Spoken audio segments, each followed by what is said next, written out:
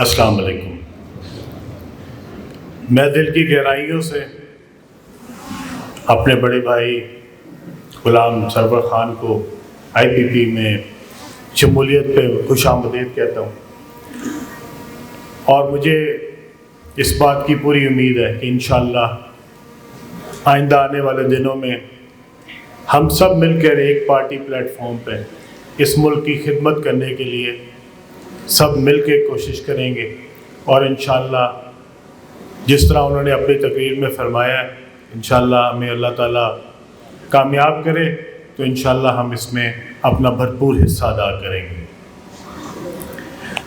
میں سرور خان صاحب، آج یہ پنڈال میں لوگوں کو دیکھ کے مجھے ایک بات یاد آ رہی تھی۔ میں آتے ہوئے ہم نے راستے میں جہانگیر خان ترین صاحب سے بھی بات کی، ہم ایک جماعت میں اکٹھے رہے، تقریباً اکٹھے شامل ہوئے 2011 میں، اور اس کے بعد ہم نے دن رات محنت کی۔ جہانگیر خان ترین صاحب درمیان میں بیمار ہوئے، لندن علاج کے لیے گئے، اور جس دن واپس آئے میں نے پہلے بھی کئی دفعہ بتایا کہ وہ اپنے گھر نہیں گئے، وہ پھر ہم دھرنے پہ تھے تو وہ سیدھا ایئرپورٹ سے سیدھا دھرنے پہ پہنچے۔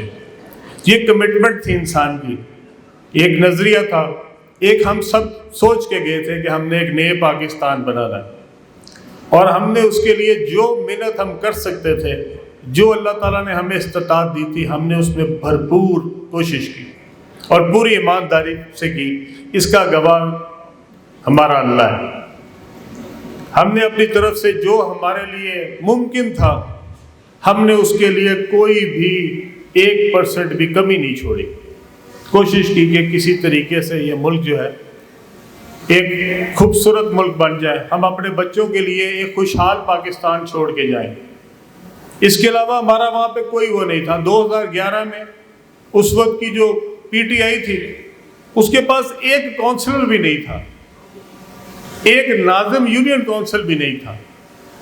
تو ہمارا وہاں پہ کیا ہماری کوئی ایسا کوئی لالچ ہمیں نہیں ہو سکتا تھا۔ ہم اس سے پہلے وزیر بن چکے تھے، ہم سب وزیر رہ چکے تھے اس سے پہلے، لیکن ہمارا ایک جذبہ تھا کہ ہم نے یہ روایتی سیاست سے اپنے آپ کو علیحدہ کر کے ایک نئے پاکستان کی طرف جانا ہے۔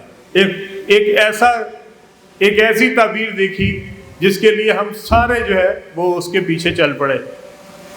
افسوس اس بات کا ہے کہ نہ صرف یہ کہ انہوں نے ہمارے ساتھ تو جو کیا سو کیا۔ آج جب میں یہ دوستوں کو دیکھتا ہوں خان صاحب، تو مجھے یاد آتا ہے کہ اس وقت کے لیڈر میں صرف ایک کمی تھی، وہ کسی کے ساتھ بھی مخلص نہیں تھا، وہ کسی کے ساتھ بھی مخلص نہیں تھا۔ دوست تو بڑی دور کی بات ہے، وہ اپنی اولاد کے ساتھ بھی مخلص نہیں تھا۔ جو شخص اپنے، آپ سارے ماشاءاللہ صاحب اولاد بیٹھے ہیں، کوئی شخص ایسا ہو سکتا ہے جو 3.5 سال تک بطور وزیر اعظم اپنی اولاد کو نہ ملے، بطور وزیر اعظم حلف اٹھاتے ہوئے اپنے بچوں کو آنے سے منع کر دے، اور اگلے 3.5 سال تک اس کے بچے، اس کے بیٹے اس کو نہ ملے؟ کوئی ایسا شخص ہو سکتا؟ 3.5 سال اس نے اپنے بچوں کی شکل نہیں دیکھی، جتنی دیر وہ وزیر اعظم رہا۔ ہاں، جب اس کے بعد وہ پھر لیٹ گیا تو پھر بچے کو بلا لیا۔ تو جو بندہ اپنی اولاد کا نہیں ہے، اس نے ہمارا کیا ہونا تھا؟ جہانگیر خان کا کیا ہونا تھا؟ سرور خان کا کیا ہونا تھا؟ ہم نے سب نے اس کے لیے دن رات محنت کی۔ اس کو جب موقع ملا ہر ایک کے خلاف کوئی نہ کوئی کارروائی ضرور کی۔ وہ ماشاءاللہ کیانی صاحب بیٹھے ہیں، نیب ان کے پیچھے لگوا دی، ساتھ ماشاءاللہ جہانگیر خان ترین صاحب بیٹھے ہیں، ان کے بچوں کے، ان کی فیملی پہ، ان کی عورتوں کے اوپر پرچے کروا دیے۔ کبھی ہم میں سے، ہم سارے اپنے جس ملک میں ہم رہتے ہیں، ہماری کوئی قدریں ہیں، ہماری اخلاقی قدریں بھی ہیں، ہم سیاست کرتے ہیں، ہم لڑائی بھی کرتے ہیں، ہم جھگڑا بھی کرتے ہیں، پر کبھی عورتوں کے اوپر سیاست نہیں کی ہم نے کبھی اپنی ماں بہن کو کسی پرچے میں اندر نہیں کروایا. ہم نے سیاست کی ہے، مردوں کی طرح سیاست کرتے ہیں، مردوں کا مقابلہ مردانگی سے کرتے ہیں. ماں بہنوں کے اوپر کبھی کسی نے پرچے کرائے ہیں؟ کمال آدمی تھا. ماں بہنوں پہ، میری بیٹی کے اوپر پرچے کرائے، میری بیٹی پہ 2 پرچے. آپ سوچ سکتے ہیں کہ کوئی اتنا گھٹیا بھی ہو سکتا ہے انسان؟ اور ہمیں سکھاتا کیا تھا؟ ہمیں کیا سمجھاتا تھا؟ مدینہ کی ریاست، مدینہ کی ریاست ہمیں سمجھاتا تھا. اور اس کے بعد حال کیا تھا؟ گھر میں تجوری میں پیسے آ رہے تھے، فراگوگی اکٹھے کر کے بھیج رہی تھی، ماشاءاللہ بزدار صاحب بھیج رہے تھے، کے پی سے آ رہے تھے، پیسے گھر میں آ رہے تھے، تجوری اپنے گھر والی کے پاس تھی، اور ماشاءاللہ آنکھوں پہ پٹی بندی تھی. اور ہمیں سمجھاتا تھا مدینہ کی ریاست. شرم ہی نہیں آتی انسان کو جب پتا ہو کہ میرے گھر میں لوٹ کا مال آ رہا ہے، بے ایمانی کا مال آ رہا ہے. یہ ایسا کوئی گھر ہو سکتا ہے کہ جس کے گھر میں پیسے آ رہے ہوں تجوری میں اور باقی کو پتہ نہ لگے؟ کوئی ایسا گھر ہو سکتا کہ کوئی ایسا گھر ہے جس کے وچ تجوری بھری جا رہی ہوئے اور جڑا سربراہ گھر دا انہوں پتہ ہی نہ لگ رہا؟ آپ کے گھر میں اگر ایک بیٹا بھی ایک موٹر سائیکل لے کے آتا ہے نا نہیں، تو باپ اس سے پوچھتا ہے کہ بیٹا یہ کہاں سے پیسے آئے ہیں، یہ موٹر سائیکل کہاں سے لی ہے تو نے؟ لیکن گھر میں اگر تجوریاں بھری جا رہی ہوں اور کوئی نہ پوچھ رہا ہو تو اس کا کیا مطلب ہے؟ کہ آپ شامل ہیں اس کام میں، اس بے ایمانی میں، اس کرپشن میں آپ شامل ہیں. یہ ہو ہی نہیں سکتا کہ آپ کی اجازت کے بغیر آپ کے گھر میں پیسے اکٹھے ہو رہے ہوں، تجوریاں بھری جا رہی ہوں، پرانے بچے جو ہیں ان کو مال و اسباب ان کی ریل پیل ہو جائے، پرانے بچے جو ہیں وہ زمینوں پہ زمینیں خریدتے جا رہے ہوں اور آپ کو پتہ ہی نہ ہو. وہ جو انٹیلیجنس ایجنسی ہیں وہ آپ کو کیا بتاتی تھی؟ وہ بتاتی تھی یہ جو ہمارے آج آرمی چیف ہے، اس دن کیا تھے وہاں پہ؟ وہ DGISI تھے، اور انہوں نے عمران خان صاحب کے سامنے جا کے کیا کہا تھا؟ صرف ایک بات کہی تھی کہ آپ کے گھر میں بے ایمانی کا مال آ رہا ہے، وہ جو غبن ہو رہا ہے، وہ جو لوٹ مار ہو رہی ہے جو پنجاب سے آ رہی ہے، یا وہ جو لینڈ مافیا کا سرگنا تھا وہ دے رہا، وہ آپ کے گھر میں مال پڑا ہوا ہے. بس اتنی جسارت کی تھی انہوں نے کہنے کی. ان کو کہا آج ہی بدلنا ہے، آج ہی. آج اس دن اتوار کا دن تھا، انہوں نے کہا پیر کا انتظار نہیں کرنا، اتوار والے دن بدلنا ہے اس کو. یہ جب آپ کے حالات ہوں، آپ قوم کو آگے کیا سکھا رہے ہیں؟ نیا پاکستان. یہ نیا پاکستان فراگوگی نے بنانا سی، یہ نیا پاکستان بنا رہی تھی فراگوگی. اور میں نے کل کہا تھا، آج میں پھر کہتا ہوں، آپ لگائیں نا ذرا بزدار کو شوکت خانم کا انچارج. آپ نے ہمیں 15-20 سال ایک ہی بات سمجھائی ہے، کان ہمارے پک گئے تھے. دیکھو میں نے کتنا میرٹ لے کے آیا شوکت خانم میں، اور شوکت خانم بخا بخا کے سانو بزدار دے دیتا.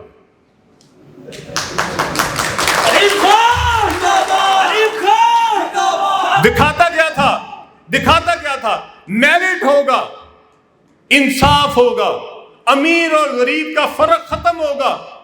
ایک ہی کمرے میں امیر ترین آدمی بھی علاج کرائے گا اور غریب آدمی بھی علاج کرائے گا. یہی سکھایا تھا نا ہمیں. پھر اس کے بعد کیا ہوا؟ ماشاءاللہ ایک کو کہتا تھا اس نے 70 ارب روپے کا جنگلہ بس بنا دی ہے. ماشاءاللہ اس نے 70 ارب کی جگہ بس بنائی، حضور نے 80 ارب روپے کی جنگلہ بس پشاور میں جا کے بنا دی. ذرا یہ جو جنگلہ بس بنی تھی اس کے پیچھے کیا تھا؟ مال. اور کیا آپ کو شوق؟ کبھی آپ نے دیکھا کہ کوئی دنیا میں کہ پلوں کے اوپر اپنا بسیں چلتی ہوں؟ یہ پل کے اوپر بس چلانے کی کیا ضرورت ہے؟ سڑک کافی نہیں چلانے کے لیے؟ اس لیے کیونکہ 70-80 ارب روپے کی جب بس چلتی ہے، 2 ارب روپے کی بس ہے اور 78 ارب روپے کی صرف یہ پلوں کی کاسٹ ہے. اسی میں مال بنتا ہے. 2 ارب میں کیا مال بننا تھا؟ 78 ارب روپے لگا دیے گئے. سب مل کے لگے ہوئے تھے. وہاں کا اس وقت کا جو سی ایم تھا وہ بھی لگا ہوا تھا. اور وہ کام جو پنجاب میں 1 سال میں انہوں نے کیا تھا، انہوں نے ماشاءاللہ 6 سال میں جا کے مکمل کیا. وہ جو بلین ٹری سونامی تھی اس کے اوپر انکوائری ہو رہی ہے. وہ بلین ٹری سونامی جو ہے اس میں سے 10 لاکھ بھی پودے نہیں نکلنے. اور پتہ انہوں نے بعد میں آگے کیا کہنا ہے؟ وہ بکریاں کھا گئی ہیں. پودے نہ کی بکریاں کھا گئی ہیں. یہ بکریاں نے کھا جانا نے بلین ٹری. ہر جگہ پہ کرپشن ہوئی.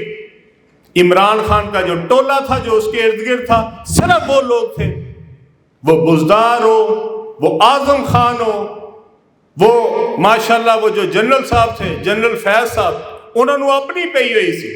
یہ جو سارے بندے اندر کرا رہا تھا، یہ کون کرا رہا تھا؟ جنرل فیض نے کرایا مجھے اندر. جنرل فیض نے پرچے کرائے جہانگیر پہ. جنرل فیض نے انکوائریاں کروائی نیب کی عامر کیانی کے خلاف. کیوں کروائی؟ کیونکہ وہ بھائی صاحب آرمی چیف بننا چاہتے تھے. ان کو اپنی پڑی ہوئی تھی. وہ نوکری کر رہا تھا تو صرف اور صرف عمران خان کی کر رہا تھا کہ کسی طریقے نال میں بن جا کسی طریقے نال آرمی چیف. صرف یہ بتا دے یہ جو اللہ کا نظام ہے، یہ جو مالک کا نظام ہے، یہ کسی کے بساط میں ہے؟ کسی انسان کے بساط میں ہے؟ آپ جو سوچتے ہیں وہ ویسا نہیں ہوتا. جو اللہ نے لکھا ہوتا وہی ہے. آج دیکھ لیں جو کہتا تھا رلاؤں گا، یاد ہے نا؟ رلاؤں گا سب کو. ماشاءاللہ آج بیٹھے ہیں رو رہے ہیں. ماشاءاللہ وہاں پہ مطالبہ کیا کر رہے ہیں؟ دیسی مرغی دے دیو.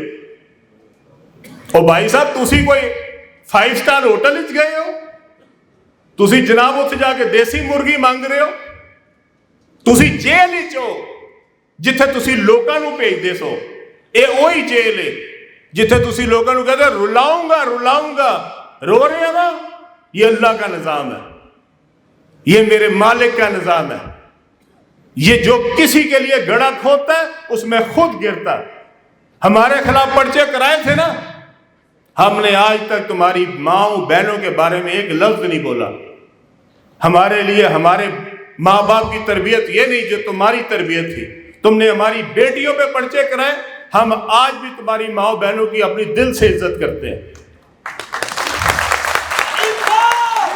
میں آج سب کے سامنے کہنا چاہتا ہوں انشاءاللہ تعالی اللہ کے کرم سے وقت آئے گا ہم اس ملک کو آگے لے کے جائیں گے. مایوسی نہیں ہے اس ملک کے لیے.